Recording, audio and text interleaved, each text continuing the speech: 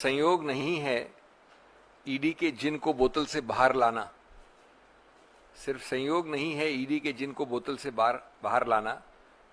लक्ष्य बस एक है, कांग्रेस सरकार और सिद्धरमैया को डराना धमकाना। एक ही है सिर्फ ये। और संस्थानों को किस प्रकार भाजपा बना रही है लोकतंत्र के लिए अभिशाप। आइए भाजपा की वॉशिंग मशीन में यहां धुल जाते हैं सभी पाप। ये कहानी ये वाली है और मैं इसको आपको कई अंशों में बताऊंगा, क्योंकि मेरा सौभाग्य रहा है दूसरे सिद्धरमैया केस को डील करने में। नहीं तो मैं इस केस में नहीं बोलता, अभी तक ये केस शुरू नहीं हुआ, मैं इस पर पेश नहीं हो रहा हूं, इसमें बोल सकता हूं। But it is very clear that the ED is now playing, hitting and trying utmost to go below the belt, to browbeat, to bulldoze and to bully a elected Congress government, a elected CM. And as we have said many times, and I have had the privilege of saying from here, the ED is nothing but the election department of the BJP. You can also call it, in fact, more appropriately, the election demolition branch of the BJP. Elected governments destabilize, demolish. That is the job. Now first let me give you a few figures and backdrop about the ED, and then I'll come to the Siddaramaiah case, so called. From June 14 to 24, 25 opposition leaders switched to BJP from 14 to 24. 23 of them got reprieve. Let me tell you one thing. आपको बताया जाता है कि बहुत कम ऐसे case हैं जो राजनीतिक लोगों को इन्वॉल्व करते हैं। ये मिथ्या प्रचार है, ये अश्वत्थामा हथों वाली आधा सच है। ये बात सही है कि जो पूरे सामूहिक केस हैं ईडी के, उनमें राजनीतिक केस कम होते हैं, लेकिन ये प्रश्न सही नहीं है। प्रश्न सही है कि जो राजनीतिक केसेस हैं उसमें विपक्ष के विरुद्ध कितने हैं और सत्तारूढ़ के विरुद्ध कितने हैं। आपको आंकड़ा मिलेगा 95% प्लस विपक्ष के विरुद्ध है। उस कैटेगरी में जहां की राजनीति की इन्वॉल्व है, जहां कॉर्पोरेट इन्वॉल्व है, वहां ये मुद्दा उठता ही नहीं है।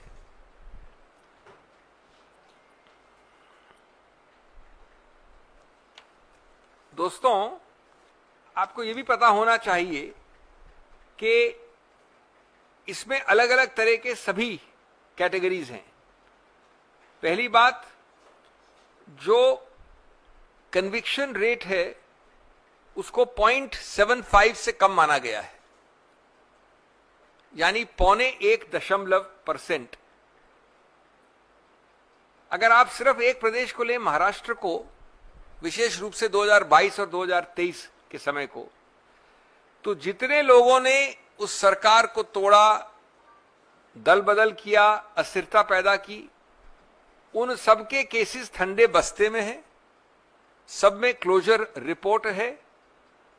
और मजे की बात तो यह है कि बेल पे विरोध नहीं किया जाता है। एक हास्यास्पद केस है जिसमें वकील आके कहता है कि मेरे इंस्ट्रक्शन बदल गए हैं,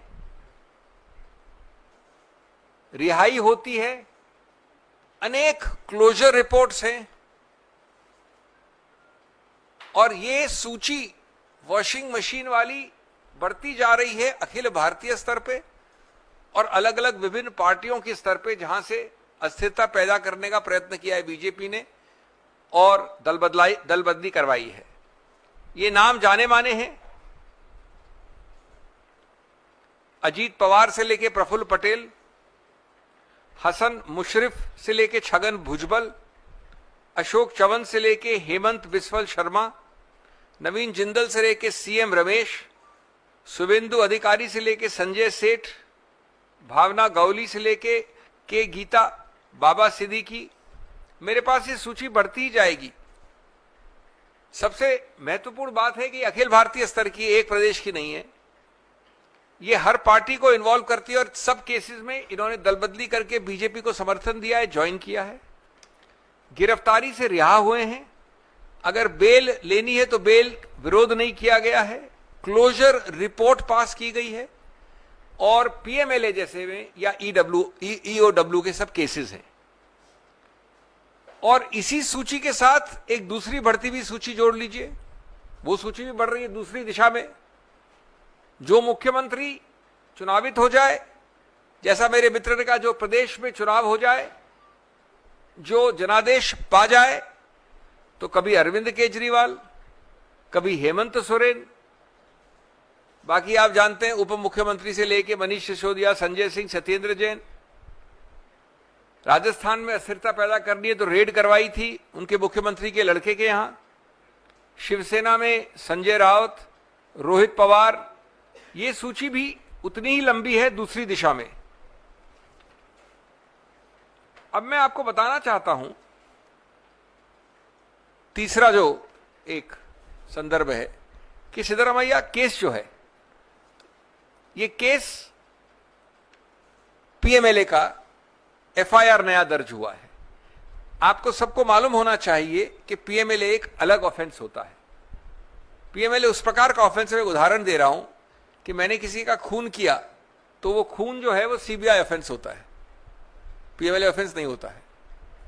उस खून के आधार पर अगर ए रुपया निकला, दूसरा उस रुपये को लॉन्डर किया, लॉन्डर की परिभाषा है एक्ट में, यूज, प्रोजेक्ट, कन्वर्ट, और फिर उसका फायदा निकाला या उसको बदलकर पैसे से इस कुर्सी बना दिया, टेबल बना दिया, उसको मनी लॉन्ड्रिंग कहते हैं।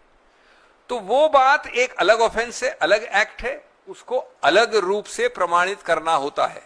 मैं उदाहरण देता हूं कि अगर ए किसी के घर से कुछ क्राइम करके रुपया अपने घर में बिस्तर के नीचे दबा देता है, वो मनी लॉन्ड्रिंग नहीं होता है। वो क्राइम जरूर होगा, चोरी चकारी, 420, मारधाड़, वो क्राइम होगा, लेकिन मनी लॉन्ड्रिंग नहीं होता है।